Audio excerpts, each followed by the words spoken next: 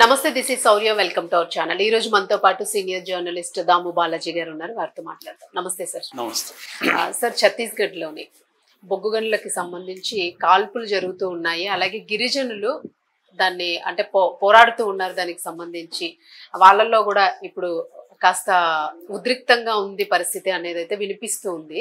So ఇది అంటే హిడ్మాకి దాన్ని మనం తీసుకోవచ్చా? హిడ్మా చర్య దీనికి కొంచెం ఆర్జం పోస్తుంది అని అనుకోవచ్చా? హిడ్మా చనిపోయిన తర్వాత అక్కడ గనుల యాక్టివిటీ అనేది బాగా పెరిగింది. కొత్తగా మైనింగ్ యాక్టివిటీస్ మొదలైనవి. అక్కడ తవ్వకాలు కనబడుతున్నాయి. దానికి సంబంధించి అక్కడ ట్రైబల్స్ కొన్ని వీడియోలు కూడా తీసి లోకల్ యూట్యూబ్ ఛానల్లో పెట్టారు. అవన్నీ మనకు కూడా ఇక్కడ తెలుగు ఛానల్స్ కూడా కొన్ని చూపించాయన్నమాట. సో అంటే మావోయిస్టుల్ని ఆపరేషన్ కగార్ పేరుతో చంపడమే ప్రధాన కారణం. ఏంటంటే అక్కడ అడవిలో అంటే దండకారణ్య ఫారెస్ట్లో ముఖ్యంగా ఛత్తీస్గఢ్, మహారాష్ట్ర, మధ్యప్రదేశ్ ఈ ఏరియాల్లో మైనింగ్ యాక్టివిటీస్ అక్కడ ఎందుకంటే మనకి చాలా విలువైన బాక్సైటు, కోలు ఇవన్నీ గనులు చాలా ఎక్కువ ఉన్నాయి, స్టీలు ఇవన్నీ. సో దానికి అదాని దగ్గర నుంచి టాటా స్టీల్ దగ్గర నుంచి అనేక ప్రైవేట్ కంపెనీలు, అట్లాగే Coal India limited government, central గవర్నమెంట్ది, ఇవన్నీ కూడా అక్కడ గనుల్ని చేయాలి. ఎందుకంటే మనం ఆత్మ నిర్భర్ భారత్ అని బీజేపీ సెంట్రల్ గవర్నమెంట్ ప్రకటించింది కాబట్టి ఎనర్జీ సెక్టర్లో మనము ఇప్పటికి కూడా మన మొత్తం ఆయిల్, ఫర్ ఎగ్జాంపుల్ ఆయిల్లో 85% మనం దిగుమతి చేసుకుంటున్నాం. దానివల్ల మన మీద భారం అనేది బాగా పడుతుంది ఎకనామిక్. అందుకని గ్రీన్ ఎనర్జీ కానీ ఇతర ఆల్టర్నేటివ్ ఎనర్జీ సోర్సెస్ని మనం ట్యాప్ చేసి ఇండియా డెవలప్మెంట్కి దాన్ని వాడాలనేది సెంట్రల్ గవర్నమెంట్ ఉద్దేశంలో తప్పు లేదు. అలాగే ఇవన్నీ చేయాలంటే గవర్నమెంట్ ఓన్డ్ కంపెనీస్ అంత లేవు కాబట్టి ప్రైవేట్ ఓన్డ్ కంపెనీస్కి ఇవ్వాలి. అది కూడా తప్పు లేదు. ఎందుకంటే ఇవాళ డెవలప్మెంట్ మోడల్ అనేది ప్రపంచవ్యాప్తంగా ఇదే ఉంది. ఇప్పుడు మనం సెల్ ఫోన్ వాడుతున్నాం, మన పవర్ 10 నిమిషాలు లేకపోతే మనం తట్టుకోలేము. మనందరికీ పవర్ కావాలి, ఎనర్జీ కావాలి. ఇది ఎక్కడి నుంచి వస్తుంది? ఎక్కడో చోట బొగ్గు కావాలి, బాక్సైట్ కావాలి, ఇంకోటి కావాలి. సో ఇది కావాలన్నప్పుడు ప్రాబ్లం ఎక్కడ వస్తూ ఉందంటే అక్కడ స్థానిక ప్రజలు వాళ్ళ హక్కులు, వాళ్ళ డిస్ప్లేస్మెంటు, వాళ్ళ రిహాబిలిటేషను అది సరిగ్గా చేయనప్పుడే ఈ ప్రాబ్లం వస్తుంది. అవి లేని చోట డెవలప్మెంట్కి ఎవరు అడ్డుపడట్లేదు. ఇవి ఉన్న చోట వస్తుంది. ఇక్కడ ఏమైందంటే దండకారణ్య ఫారెస్ట్లో ట్రైబల్స్ ఎక్కువ ఉంటారు కాబట్టి ట్రైబల్స్ ట్రెడిషనల్గా వాళ్ళకి ట్రైబల్స్కి అనేక రైట్స్ ఫారెస్ట్ దీంట్లో ఉన్నాయి. అది చట్టాలు చాలా ఉన్నాయి. మనకి ఎఫ్ఆర్ఈ అంటారు, ఫారెస్ట్ రైట్స్ యాక్ట్, తర్వాత Panchayat extension to scheduled areas act అని పెసా అంటారు, అదొకటి ఉంది. ఇండియన్ ఫారెస్ట్ యాక్ట్ 1927 ఉంది. వైల్డ్ లైఫ్ ప్రొటెక్షన్ యాక్ట్ 1971 ఉంది.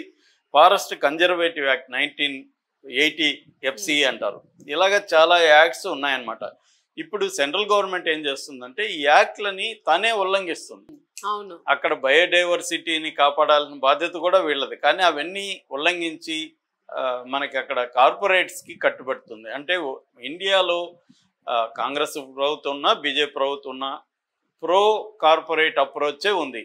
అంటే అభివృద్ధి అనేది బ్యాలెన్స్ చేయాలి. ప్రజలకి ఇబ్బంది లేకుండా అభివృద్ధి జరగాలి తప్ప ప్రజల్ని బాధ పెట్టి, ప్రజల్ని ఇబ్బందులకి గురి చేసి, వాళ్ళ లైవ్లీహుడ్ నాశనం చేసి నువ్వు అభివృద్ధి చేయాలంటే ఎవరికి అభివృద్ధి అనేది ప్రశ్న వస్తుంది. ఎందుకంటే మనకి జీడిపి లెవెల్లో మనం 4th ప్లేస్లో వరల్డ్లో ఉన్నాం మన దేశం. కానీ పేదరికం ఇప్పటికి భయంకరంగా ఉంది, అసమానతలు దారుణంగా ఉన్నాయి. మొత్తం 50% సంపద 1% చేతిలో ఉంది. అంటే కొంతమంది కార్పొరేట్ చేతిలోనే మొత్తం మ్యాక్సిమం సంపద కేంద్రీకృతమైంది. అసమానతలు తీవ్రంగా ఉన్నాయి.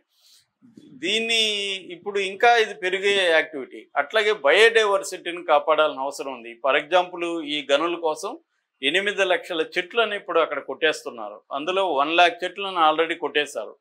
సో దీనికి ఇప్పుడు ఈ డెవలప్మెంట్కి మావోయిస్టులు అడ్డు వస్తున్నారు. ఎందుకంటే ఈ డెవలప్మెంట్ కోసం రోడ్లు వేయాలి, తర్వాత అక్కడ పవర్ ప్రాజెక్టులు చేయాలి. ముందు ఇవన్నీ చేస్తే కదా గనులు చేయాలంటే క్లియర్ చేసుకుంటూ వెళ్ళాలి కదా. దీనికి మావోయిస్టులు అడ్డు వస్తున్నారు. అందుకని ముందు మావోయిస్టుని క్లియర్ చేసేస్తే మిగతా తర్వాత చేయొచ్చు అనేది సెంట్రల్ గవర్నమెంట్ ప్లాన్. అది సక్సెస్, ఆల్మోస్ట్ 90% సక్సెస్ అయిపోయారు. మొన్న హిడ్మా తర్వాత అక్కడ మావోయిస్టులు ఉన్నా కూడా వాళ్ళు లోతట్టు ప్రాంతాలకి అంటే డిఫెన్సివ్లకి వెళ్ళిపోయారు. వాళ్ళు కాపాడుకోవడమే మావోయిస్టుల తక్షణ కర్తవ్యంగా మారిపోయింది. వాళ్ళు వచ్చి ఇప్పుడు అటాక్ చేసే పరిస్థితి లేదు. అందుకని హిడ్మా తర్వాత ఈ యాక్టివిటీలు పెరిగాయి. ఇప్పుడు మనం చెప్పుకునే అంబికాపూర్ అనే ఏరియాలో బొగ్గు గనుల్లో కాల్పులు జరిగాయి అనేది ఇప్పుడు నేషనల్ లెవెల్లో వార్త. ఇది ఏంటంటే అక్కడ SECL అనే ఒక కంపెనీ ఉంది, అంటే south eastern coal field limited. ఇది గవర్నమెంట్ కంపెనీని, మన కోల్ ఇండియా లిమిటెడ్ అనుబంధ కంపెనీ ఇది. ఇది ఎప్పటి నుంచో ఛత్తీస్గఢ్లో కోల్ మైనింగ్ చేస్తూ ఉంది. మామూలుగా ఛత్తీస్గఢ్లో బొగ్గు గనులు చాలా పాపులర్, చాలా ఎక్కువ ఉన్నాయి. అక్కడ అనేక ఏరియాలు ఉన్నాయి. అసిడో అరణ్య ఫారెస్ట్ అని, తర్వాత సుర్గోజా అని, దీపిక అని, ఇలా చాలా ఏరియాల్లో బొగ్గు గనులు ఉన్నాయి. ఇప్పుడు ఇది ఆల్రెడీ ఎప్పటి నుంచో చేస్తున్నారు, ఈ కంపెనీ ఆధ్వర్యంలో చేస్తున్నారు. ఇప్పుడు ప్రాబ్లం ఏంటంటే వీళ్ళు ఎక్స్టెండ్ చేయదలుచుకున్నారు ఈ గనుల్ని, ఎందుకంటే వీళ్ళ టార్గెట్ రీచ్ అవ్వట్లేదు కాబట్టి ఎక్స్టెండ్ చేయాలనేది ఈ SECL కంపెనీ మొదలుపెట్టింది. ఇక్కడ ఏంటంటే అమెరాక్ గనుల మైన్స్ అంటారు. ఈ అమెరాక్ గనుల కోల్ బెల్ట్ని ఎక్స్టెండ్ చేయడానికి వాళ్ళు ఈ ట్రైబల్ విలేజెస్ని ఖాళీ చేయించాలని పరిస్థితి ఏర్పడింది. ముఖ్యంగా పర్సోడి కలాన్ అనే ఒక విలేజ్, ఆ ఏరియాని ఖాళీ చేయాలనేది వీళ్ళు చేస్తున్నారు.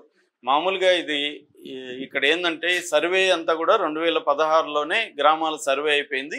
కొంతమందికి కాంపన్సేషన్ కూడా ఇచ్చేశారు, కొంతమంది తీసుకున్నారు. కాంపన్సేషన్ తీసుకుని అవి ఖాళీ చేసుకొని వేరే చోటుకి వెళ్ళిపోయారు. కొంతమంది కాంపన్సేషన్ తీసుకోమన్నారు. వాళ్ళు ఇప్పుడు అడ్డుపడుతున్నారు. వాళ్ళు వచ్చి ఇప్పుడు ఈ ఎక్స్టెన్షన్ని అడ్డుకోవడానికి 100 మంది రాళ్ళు కర్రలు తీసుకొని, పోలీస్ ప్రొటెక్షన్ ఉంటే పోలీసుల మీదకి దాడి చేశారు. వచ్చి నిన్న దాడి చేస్తే 40 మంది పోలీసులు గాయపడ్డారు. దాంట్లో సీనియర్ పోలీస్ ఆఫీసర్లు కూడా చాలా మంది, ASP, తర్వాత డివిజనల్ పోలీస్ ఆఫీసర్, తర్వాత స్టేషన్ హౌస్ SHO, ఇలాగా చాలా మంది సీనియర్లు కూడా గాయపడ్డారు. అట్లాగే విలేజర్స్ కాల్పులు జరిపారు వీళ్ళు. తర్వాత దాని ఏమంటారు, గ్యాస్ వదిలారు వాళ్ళ మీద, ఇవన్నీ చేశారు.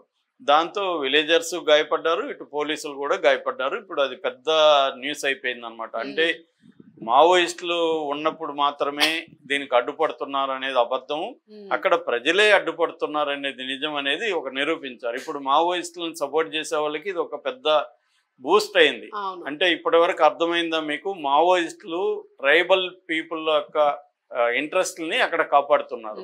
ఎందుకంటే అక్కడ ఉన్న ట్రైబల్ పీపుల్కి ఫారెస్ట్లో రైట్స్ ఉన్నాయి. ఇది రకరకాల పద్ధతిలో రైట్స్ ఉంటాయి. ఒకటి ఇండివిజువల్ రైట్స్, అంటే ప్రతి ఫ్యామిలీ కూడా ఫారెస్ట్ ల్యాండ్లో వాళ్ళు వ్యవసాయం చేసుకోవచ్చు, ఫారెస్ట్ ఉత్పత్తుల్ని వాళ్ళు తీసుకోవచ్చు, అమ్ముకోవచ్చు. అంటే 4 హెక్టార్ల వరకు ఒక ఫ్యామిలీ, 4 హెక్టార్లు హైయెస్ట్ అనమాట, 4 హెక్టార్ల వరకు వాళ్ళు ఆక్యుపై చేసుకొని వ్యవసాయం చేసుకోవచ్చు అనేది ఫారెస్ట్ రైట్స్ యాక్ట్ చెప్తుంది.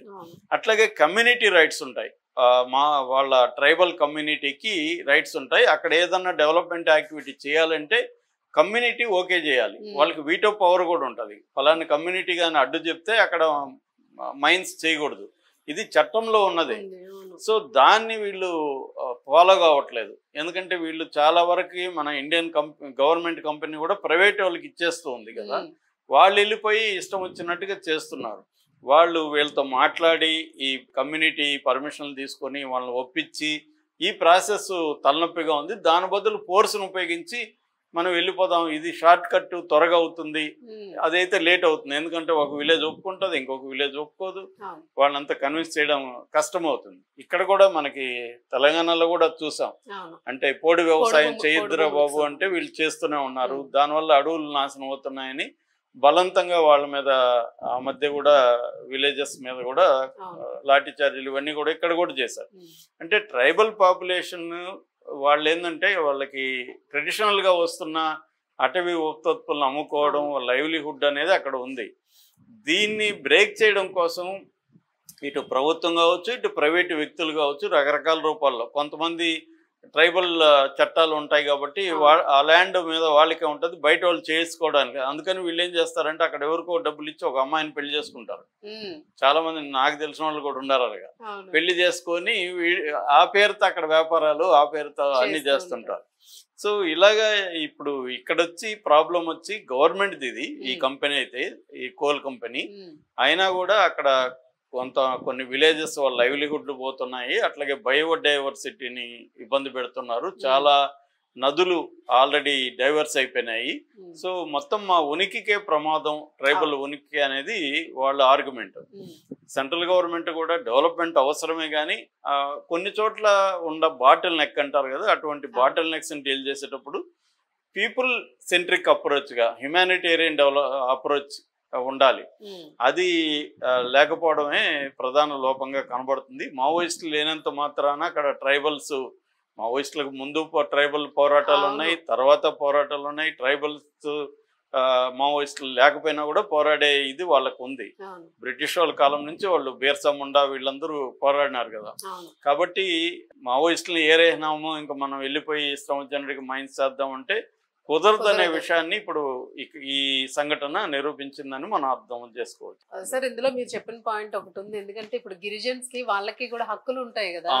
వాళ్ళ అంటే గిరిజన్స్ అనేది అది బ్రీడింగ్ పోయే ఛాన్స్ ఉంటుంది. సో అదైతే ప్రొటెక్ట్ చేయాల్సిన అవసరం గవర్నమెంట్ కి కూడా ఉంది యాక్చువల్ గాను. సో ఏం జరుగుతుంది అన్నది అయితే చూడాలి. దీని మీద కూడా పోరాటం మొదలయ్యే అవకాశాలు ఖచ్చితంగా ఉంది. ఇంతకు ముందు అంటే వాళ్ళ పోరాటాలను మీడియా పెద్ద పట్టించుకునేది కాదు. ఇప్పుడు పర్యావరణానికి సంబంధించి ఇప్పుడు ఏంటంటే మావోయిస్టుల అంతం వల్ల అక్కడ ఏం జరిగినా నేషనల్ న్యూస్ అయిపోతుంది. అంటే మావోయిస్టులు చనిపోయినా కూడా అక్కడ పోరాటాన్ని ఇన్స్పైర్ చేస్తూనే ఉన్నారు ఇండైరెక్ట్ గా. సో అందువల్ల అది సింపుల్ విషయం కాదు. అంటే మావోయిస్టులు లేపేసాం ఇంకా మనం వెళ్ళిపోయి మనం ఇష్టం వచ్చినట్టు చేద్దామంటే కుదరదు అనే విషయం తేలింది ఇప్పుడు. అందుకని ప్రభుత్వం అప్రోచ్ మార్చుకోవాలి. బ్రేక్ చేయడం అనేది కరెక్ట్ కాదు, అప్రోచ్ మార్చుకోవాలి. Thank you.